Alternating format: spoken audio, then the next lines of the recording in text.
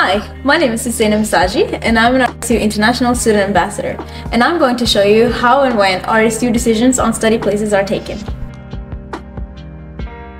In order for your application to be properly evaluated, you must submit all application documents in proper order to RSU.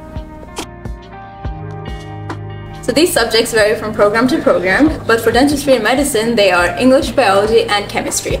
Additionally, RSU also checks for physics and/or math.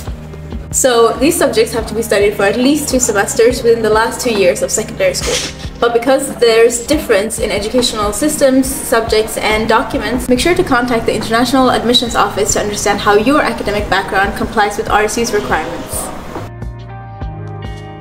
So these can be found under admissions procedure on the RSU website.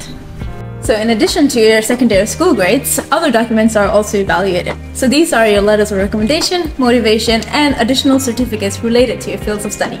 So when a fully assembled application is submitted to RSU, we will take the decision about the study place.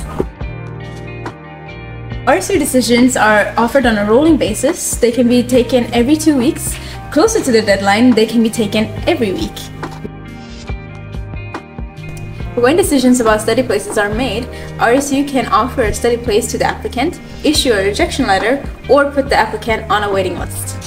At the end of the admissions period, the waitlisted applicants can still receive an offer to study if there are study places left. This depends on the admissions competition, number, as well as quality of applications received.